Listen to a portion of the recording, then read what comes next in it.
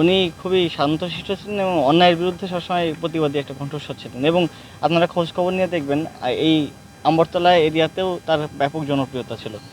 ক্যাম্পাসেও তাদের একটা ব্যাপক জনপ্রিয়তা ছিল। সেই জনপ্রিয়তা অনেকের কাছে চক্ষুশূল হয়। এই চক্ষুশূল হওয়ার কারণে অনেকে রাজনৈতিক প্রতিপক্ষ হিসেবে তাকে ভাবা শুরু করে। আর এই ফ্যাসিস্ট আমলে আসলে যেই প্রতিপক্ষ হয়েছে, যেই অন্যায়ের বিরুদ্ধে প্রতিবাদ করেছে তাকে অবদমিত করার চেষ্টা করা হয়েছে।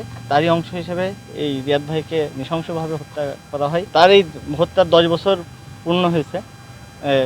এখন এই 10 বছর পূর্তি উপলক্ষে আমরা মানববন্ধন করেছিলাম। আমরা 10 বছর পূর্ণ হলেও কিন্তু সুষ্ঠু বিচারটা পাইনি।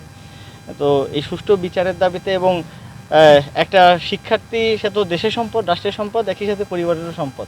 তা রিয়াদ ভাই হত্যাকাণ্ডের মাধ্যমে দেশও যেমন ক্ষতিগ্রস্ত হয়েছে, তার পরিবারও ক্ষতিগ্রস্ত হয়েছে এবং সে এখন চাইলে ইনকাম করতে পারতো, একটা আর্নিং মেম্বার হতে পারতো, কিন্তু তার পারিবারিক অবস্থা এখন ভয়াবহ খারাপ।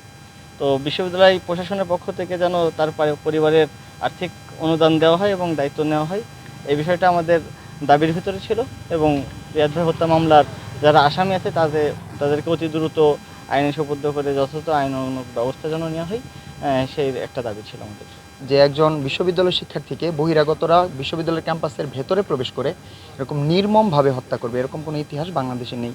এবং আমাদের বিশ্ববিদ্যালয়ের গেটে যেভাবে তাকে হত্যা করা হয়েছে এবং অনেক ভিডিও ফুটেজ এবং ছবি এখনও আছে, আপনারা চাইলে আপনারা দেখতে পারবেন যে কীভাবে নির্মমভাবে তাকে হত্যা করা হয়েছে। এবং হত্যা পরবর্তী সময়ে যারা হত্যা করেছে তারাই শহরে গিয়ে তার বিচারের দাবিতে আন্দোলন করেছেন। এই রকম একটা নির্মম প্রহসন চলেছে এবং বিগত 10 বছরে এই বিচার না পেয়ে আদালতের দ্বারে দ্বারে তার পরিবার ছুটতে ছুটতে গত 2023 সালে আমাদের আঙ্কেল, যে তার পিতা, তিনি প্রয়াত হয়েছেন।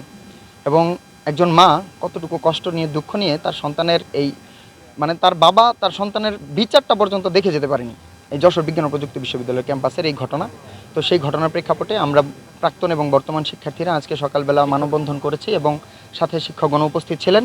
মানববন্ধন পরবর্তী আমাদের 3টা প্রাণের দাবি, যে তার বিচার কার্য অতি দ্রুত ন্যূনতম সময়ের মাঝে সম্পন্ন করতে হবে এবং আমাদের রিয়াদ ভাইয়ের পরিবারকে তার ক্ষতিপূরণ, যথোপযুক্ত ক্ষতিপূরণ, যেমন বুয়েটে আবরার ফাহাদ ভাইকে হত্যা পরবর্তী যে ক্ষতিপূরণ যেমনভাবে দেওয়া হয়েছিল, এরকম একটা ক্ষতিপূরণ এবং তার নামে একটা স্মৃতিফলক যেন আমাদের যশোর বিজ্ঞান ও প্রযুক্তি বিশ্ববিদ্যালয়ে স্থাপন করা হয়। এই দাবিতে আমরা যশোর বিজ্ঞান ও প্রযুক্তি বিশ্ববিদ্যালয়ের বর্তমান যিনি উপাচার্য রয়েছেন তার কাছে আমরা একটা প্রতিলিপি দিয়েছি গণস্বাক্ষর করে।